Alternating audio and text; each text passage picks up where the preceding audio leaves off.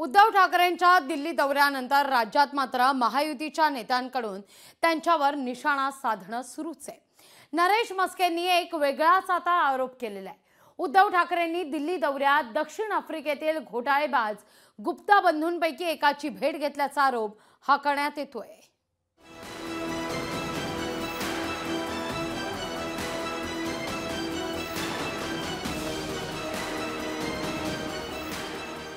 उद्धव ठाकरेंच्या दिल्ली दौऱ्यावर महायुतीने टीका सुरू केली आहे। उद्धव ठाकरेंच्या दौऱ्यावर वेगवेगळ्या प्रकारचे राजकीय आरोप होत असताना शिवसेना खासदार नरेश मस्केंनी एक वेगळाच आरोप केलाय। उद्धव ठाकरेंनी दिल्ली दौऱ्यात संजय राऊत यांच्या घरी दक्षिण आफ्रिकेतील घोटाळेबाज गुप्ता बंधूंपैकी एकाची भेट घेतल्याचा आरोप केलाय।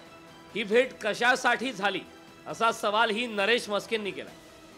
बहुत बड़े भ्रष्टाचारी आदमी से जिन्होंने बहुत बड़ा घोटाला किया है, जो जामीन पे है, ऐसे लोगों से एक पूर्व सीएम, एक पार्टी का प्रमुख मिलता है, उसके पीछे क्या राज होगा? आप निकालो, उनको पूछो।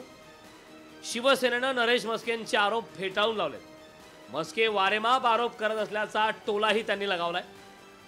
अशा पद्धतीने आरोप करून आमचा जो यशस्वी झालेला जो दिल्ली दौरा आहे, राजकीय दृष्टिकोनातून, सामाजिक दृष्टिकोनातून, त्याला मी कारण सामाजिक यासाठी मानतो की केजरीवालजींच्या कुटुंबांना पण आम्ही भेटून सात्वधन केलं की जे संघर्ष तुम्ही करताय, जो संघर्षाला आम्ही सामोरे गेलो, तुम्हाला आम्ही पूर्ण रीतीने पाठिंबा देतोय। त्यामुळे या सर्व गोष्टी आणि हा दिशाहीन करण्याचा प्रयत्न होतोय।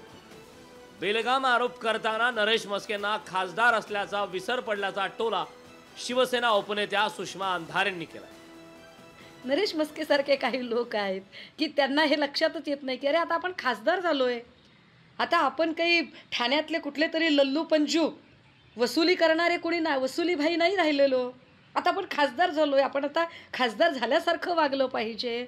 पण असो, आपण त्यांच्याकडून काही अपेक्षा करू नये। आफ्रिकेत कोट्यावधींचा घोटाळा करून गुप्ता बंधू फरार झाले होते। गुप्ता बंधूमुळे भारतीयांच्या आफ्रिका खंडातील प्रतिमेवरही परिणाम झालाय। अशा घोटाळेबाजाला उद्धव ठाकरे भेटल्याचा आरोप होणं हे गंभीर मानलं जात आहे। शुभम कोळी, लोकशाही मराठी, ठाणे।